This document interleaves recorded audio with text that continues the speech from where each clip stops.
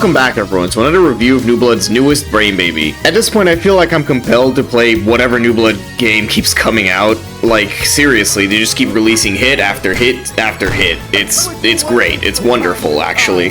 And yeah, to my surprise, my god, they've done it again. This is another real smash hit. The game is called Fallen Aces. You might have been able to tell from the title card. A game about the 1920s. It's a real shock 'em up, beat 'em up, throw 'em up, sneak 'em up, pick 'em up, hit 'em up, good kind of game, you know what I'm saying? Now if you're like me, you probably also saw some trailers and thought the combat looked kind of neat. Like a boomer shooter with more boxing mixed in, right? I mean, the combat seems simple, but you know, still fun, and the game was pretty cheap at the time I bought it, so why not? Now allow me to expand your horizons and blow your mind as I begin to crawl in this vent space. That's right, this isn't a boomer shooter, this is the other genre New Blood is known for. That's right, Atari clones. This game is an immersive sim, a genre that is both uncommon enough to where you have people on Twitter asking what happened to the genre while they replay Dishonored and Prey, but just common enough so that you have a few games pop up out of the woodworks every few years to remind everyone that nobody has any fucking idea how to define the genre. You can crawl into vents and use rats as an improvised weapon. If that's not an immersive sim, then I don't know what is. Yummers. This game was developed by Trey Powell and a handful of other developers, and while I would love to tell you more about him, there isn't really much to say on him, mostly because he prefers to stay off the internet for most part. He makes his game, likes a few memes, has a couple of interviews here and there, and has a YouTube channel mostly about said development of the game, but also some, old content? Hello?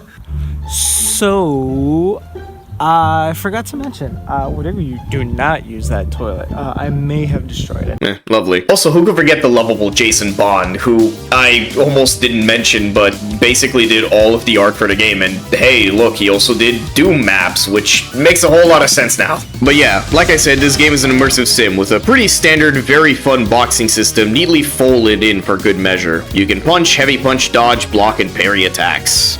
You punch enemies to do damage to them, you heavy punch to do more damage to them, you can kick them in order to break their guard or block or whatever. You can block to, you know, prevent incoming damage, and if you block at just the right time, it'll parry an attack, and then you get a free opening. And once you guard break them, you can do this cool takedown that also takes down other enemies within the same line, depending on which one you do, which is really cool. Now that already seems pretty in-depth, but throw all that shit out the window because they just give you a shotgun and you can shoot a guy. Fuck fighting fair and square, just shoot him, motherfucker. And how about not fighting at all? The game incorporates a pretty solid stealth system a la Dishonored, but uses a cover system that conceals how hidden you are. I would have said it's more like Thief, but I don't think Thief was really focused on that, and they were more worried about floor tile sound.wav. Let's see, what else can you do? You can pick up items and throw them at enemies, you can throw them to activate buttons. Listen, if I sit here and tell you about every single thing that you can do in this game, we're gonna be here forever. So to put it short, you can do a lot of things. The diorama style the game is going for actually kind of helps the player know what they can and can't interact with in the overworld, like anything you can pick up and store or anything you can interact with, and you're going to be picking up and storing a lot of items because they all have durability. I understand a lot of people hate this style of item scarcity, but some items are much stronger than others, and having a shotgun for only a few fights, if you're lucky, instead of every single fight available, makes you think more about who to use it on, how to use it on, save it for later. The item is limited, you know? Should you take that shot? Is it worth it? Are you gonna need it later? The answer is yes, always take the shot. Use all the ammo all the time. Fucking shoot any guy you see on sight. All the emphasis on all the ways a player can both avoid and engage in combat is definitely a sure sight that the game wants to be at least taken seriously as an immersive sim. As for boxing, it's fun, not too complicated. Even playing on the hardest difficulty, I feel like I could scrap no problem so long as I wasn't fighting everyone from inside the Olive Garden. But if I had any issue with it, it's that parrying isn't great. It doesn't feel good to do. Like, it works fine, but I can't tell if my timing is just bad or the delay between you putting up your arms and them actually hitting you doesn't count as a parry. But yeah, like I said, maybe I just suck at this. I did in fact think Sekiro was a hard game after all. In terms of why you're being of Mario's extended family, let's talk about Punchbag over here.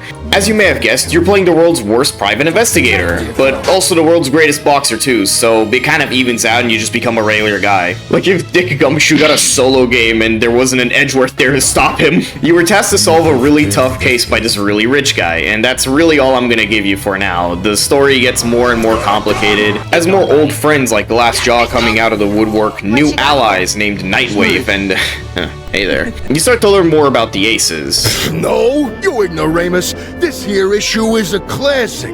It's about the Aces, the legendary crime fighters who protected the city back in the old days. The stuff they did was legendary, and it was all real. Yeah, all real, just like your hairline. Shut up, Reggie! Yeah, bet you didn't think this was gonna be a sort of superhero story, right? It really captures the essence of those old Golden Age detective comics, like the ones where Batman was actually solving crime instead of doing the gritty?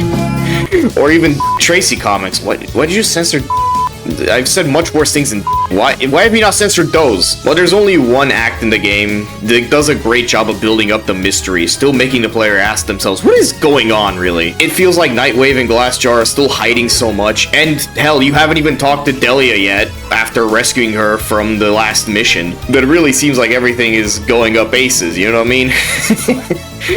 I'm gonna stop now. The story is captivating with enough charm to keep you interested. The visuals are really good, and I really enjoy the style. And just a few issues here, considering how the diorama style of games normally play out. But the gameplay is what's so good about this. Like I said, immersive sims come out every now and then, and they remind the world that, yeah, this genre kind of fucks. And it really is taking its place up there with the greats. Like, I haven't replayed Gloomwood yet, but I'm really interested now after playing Fallen Aces. If it's half as good as this game, it's gonna fuck. Plus, Trey is adding even more stuff to the game, like elite units and like tonic throwing utility?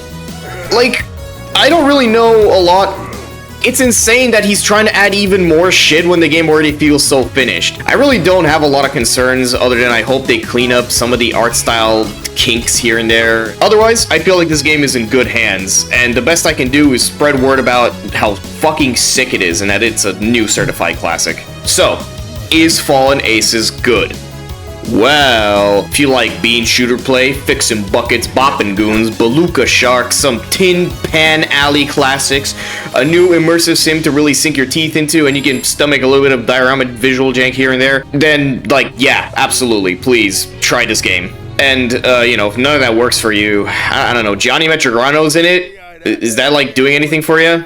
We like Johnny here, right? How about you read a fucking book? In its current state, the game is relatively cheap. It sits at about a cozy $12.99 on Steam. It's a crazy good deal considering more game will come later, and you probably want to get in on this early before it starts adding more. It's wild to me how many games release garbage games under early access with the promise the real game will come later, while New Blood just releases part of a finished game with some changes pending under early access. But yeah, can't recommend this game enough. Go all in, and I'll see you in the next one. See ya.